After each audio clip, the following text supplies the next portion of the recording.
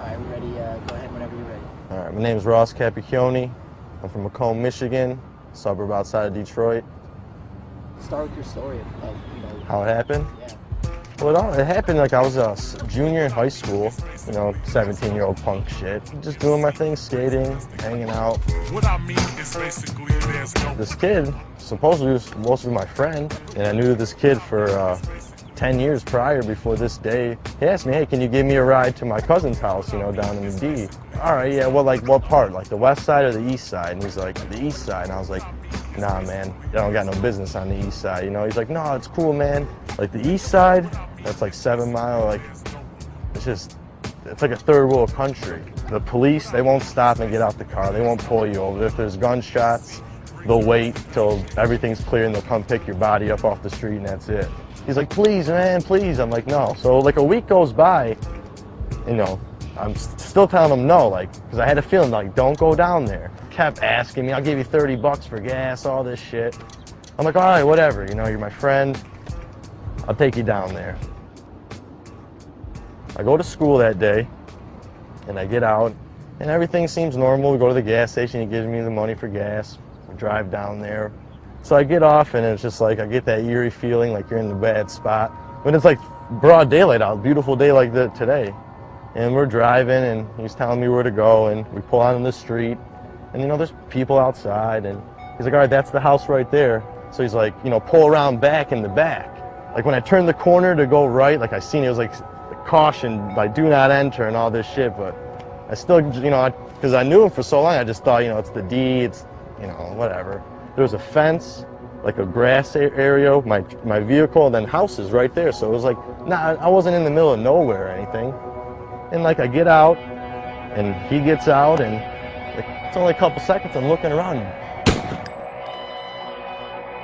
My ears are ringing, I'm like, man, that was close. And I kind of just glanced down, and my arm's just hanging off like a zombie. And I'm just looking at it, I'm like, yeah, this is, it's not real. And I kind of shake it off and look again, and it's just hanging off my arm. And I'm like, okay, then it kicks in, like blood, like flowing, like an animal. And then I look up, and this kid's just holding a shotgun, like 10 feet away from me, just holding it right at me. And I asked him, I said, like, did you shoot me? And he just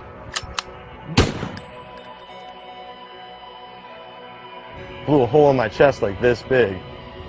So after that, I just dropped to my knees. I lost all my air. I couldn't see. I remember like being on my on my hands and knees, and I felt the barrel of the gun on my head. I felt this barrel just shaking still on my head, and so I smacked it away. But there was a shotgun, so it sprayed.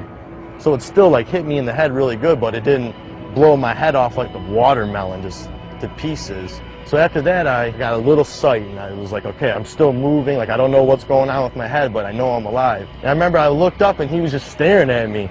And he took the butt of the gun and, like, smashed me in the face with it. Knocks my teeth out. Like, I fall back, but I can still see at this point. And I don't understand, like, how I can see, because I have so much damage to, like, my lung and heart. I felt like these hands, like, in my pocket, digging for my car keys. Like, when he's trying to grab my keys, like, I ended up on my stomach. And I look up, and I see my Jeep Commander driving away, just driving away, flying away. And I said, okay, well, either I stay laid down in this spot right here and die, or I try to get up. So I try to push myself up, but like take my left arm, take it right out. So gunshot to the chest, bigger than a soup bowl, and then my head all mashed up. And I'm trying to push myself off the ground. Kept trying, and I'm like, all right, you know what, one more. I'm gonna try it one more time. And I pushed up, and then out of nowhere, I felt these arms from underneath me pick me up. And I remember like swinging, trying to grab someone, and there was no one around. And I was just like standing up still, like a drunk, zombie, just like. And I got this like a shove, like someone shoved me from behind to go forward. I must have got about 7, 8 feet. I just fell straight down. Because I remember I hit the ground like on my stomach. I'm like, all right, well, I went as far as I could. This shit's hurting like too much. Like, let me just close my eyes and start relaxing. Sure enough, I closed my eyes and all the pain started going away. And then I'd wake up real fast and be like, this is not right. I just got shot 30 seconds ago. How's the pain stopping? And I'd be like, don't worry about it. Go back to sleep. That's a good feeling when you're sleeping. So I'll pass back out a little bit, and then I'd be like dying. And then I'd wake myself up, like my own voice, third person.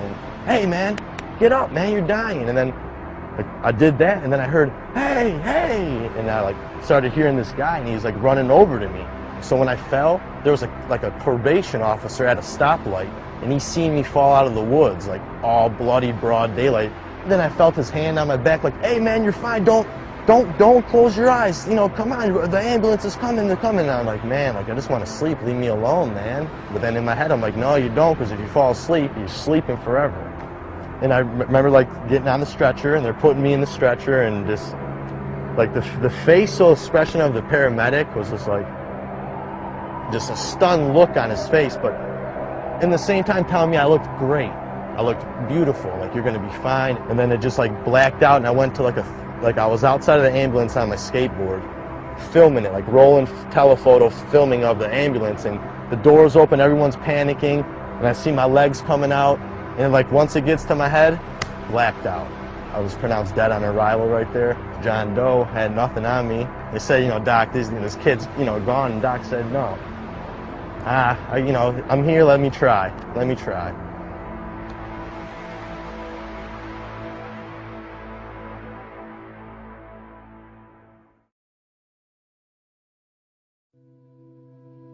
Like when I was pronounced dead on arrival, like throw him in the body bag, he's dead. Like the doctor said no, like, you know, I'm gonna try to help him. This man doesn't know who I am. He could have said, yeah, he's dead, all right, I'm going back home. He said, no, like I feel something, I'm gonna try. Did the heart surgery, gave me 24 hours to, you know, see if I was still breathing on the ventilator. After 24 hours, I was still alive. They fixed my arm and my head, and I woke up 3 days later. I remember like waking up and it was still all white, like white everywhere, and I'm like, dead, dead. I'm 17, I'm dead. And then it starts to like come in, and it's like I see curtains, like a freaking oxygen tank, and I'm like starting. And then out of nowhere, bam, perfect vision again. I'm in a hospital, and then I'm like tied down to the bed because I got the breathing tube in me. I got this thing pumping air into my lungs, so I start freaking out. There's a nurse there the whole time though. I didn't even notice her because I was all tied down, and I just hear screaming like, he's awake, he's awake.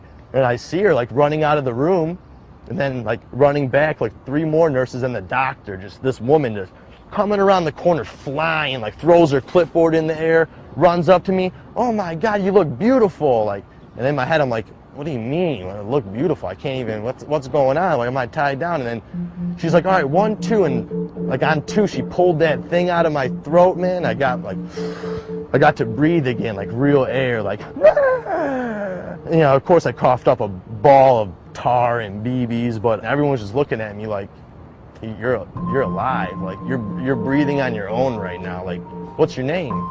I don't know. What year is it? What? Who's the president? Huh? Is there any way we could contact anyone you know with a phone number? I was like, 27. Out of anything, my name, anything, the year, only thing I remembered after that was my father's phone number. For 3 days, my family didn't know. My father was outside, like, spraying out the garage, and he got the phone call from the hospital saying, I think we got your son, he's been shot, but he's alive. So, I don't know how my parents had it. I don't know how that feels, like you're a father. Like, so, I don't know. It chokes me up because, like, it's crazy, but they came down there, and I remember, like, I seen my mom come in and my dad, and I'm looking at him, I was like, Mom, you can't get mad at me right now. She's like, mad? You're alive, you're alive. After, like, the 4th day, they were like, all right, get up, you know, start walking, like, let's go. I'm like, let's go where? He's like, you're going home tomorrow. I'm like, it's been 5 days. He's like, dude, you're going home. What do you want to live in a hospital? You want to go live your life again? I'm like, sir, I got a hole in my chest the size of a teacup. He's like, listen, Ross, I'll give you a tip of advice. You live through this, you're going to be okay. Just go home, live your life. Don't hang out with these kids anymore. After 5 days, they sent me home. So, like, I'm shot, you know? My parents are asking me questions. My dad's asking me, what are we gonna do about it? And I'm like telling him, like, Dad, I know who did it, you know? The next day, like, out of a movie, like, And these men in suits came in, and my dad's like, yeah, can I help you? And they pull out their, badges and FBI, They say the kid's name.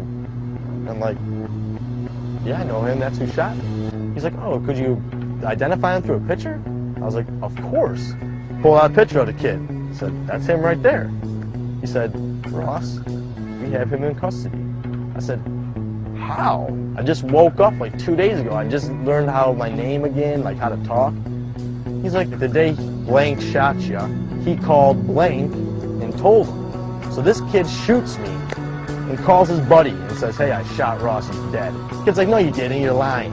Because imagine another 15-year-old kid saying to a 15-year-old kid, So after they hang up, the kid he told calls the police on him. And he was met by a SWAT team right at his front yard. Got him. And like all I had to do was go to court and testify against him. I went in there, man, in a wheelchair, head still stapled, no teeth, 105 pounds because of all the blood I lost, arm cast, and I sat in front of 40 of his family and him, and he couldn't look me in the eye. He had his head down the whole time, and I had to tell my story like this to everyone. That was the first one. I had to go back to final sentencing, and that's when I was healed. Like, so I walked back in the courtroom the second time. He comes out in a purple suit, top hat, cane, and sunglasses. This is the kid who shot me at court, smiling. While his family cheers him on, says, like, way to shoot Ross, called me a coward because I was taking the justice route. Like, I didn't lower myself to his standards and go try to kill him. I spoke, and the judge, like, looked at this kid and said, said his name, and he said, yo, Ross, thank you. And the kid just looked at the judge like, what do you mean? He's like, because if you would have killed Ross that day, you would have got life in prison. But since Ross is a warrior and survived, you get a second chance, and you just slam the gavel on him. Say, go have fun in prison for 35 years.